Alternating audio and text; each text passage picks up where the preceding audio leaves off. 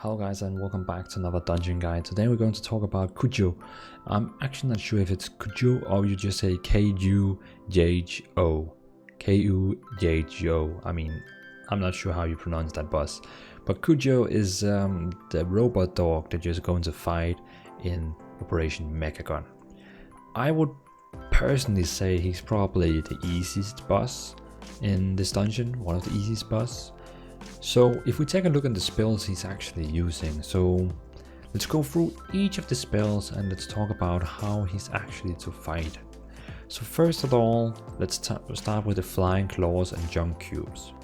So these flying claws and junk cubes, well, flying claws, are going to drop down an airdrop.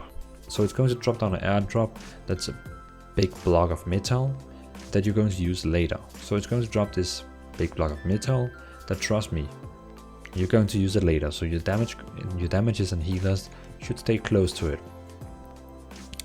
So sometimes he uses the spell called Venting Flames. When he begins to venting flames, he will deal 100k damage every second in 5 seconds. So basically he will deal 500k to everyone in the party, and trust me, no healer will be able to heal that. And that's where airdrops is coming in. You have to run behind the airdrop to actually defend you from this damage. The airdrop will then be heated up and it will actually survive a whole round. But in the next round, you will not be using the same airdrop.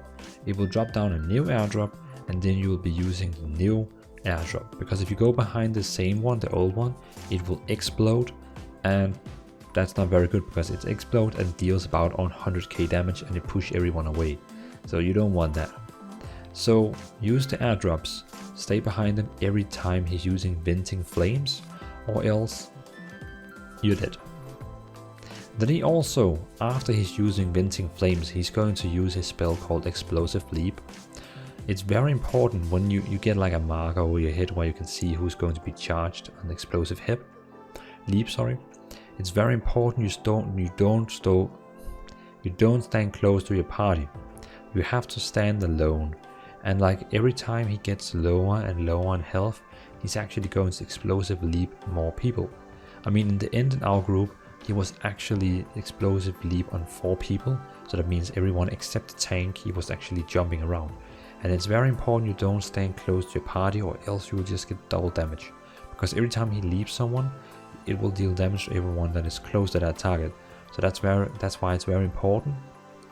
After the venting flames and airdrop phase, you have to stay spread out, so Explosive Leap is not going to kill you. So kinda important. Then a little tip for the tanks and healers. Blazing Chomp is a debuff that the boss is going to apply on the tank. It deals about 50k damage every second, and the healer can either let it be on the target, so it will deal a lot of damage to the tank, 50k every second, or you can dispel it. But be aware, because when you dispel it, everyone in the group will get 80k damage, so like boom. So if everyone is low, it's probably worth only to heal the tank and don't dispel.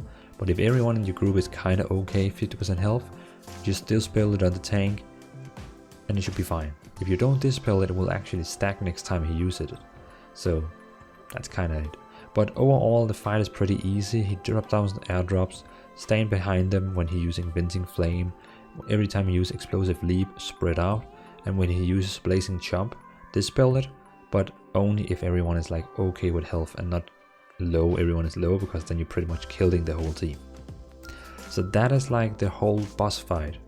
So now after I have explained how the boss fight is, I will play a movie. So I will show you guys how exactly to do it, well, how we did it. So it will be no commentary gameplay, so you can see it now after this video. So thanks for watching and enjoy the gameplay. Peace out.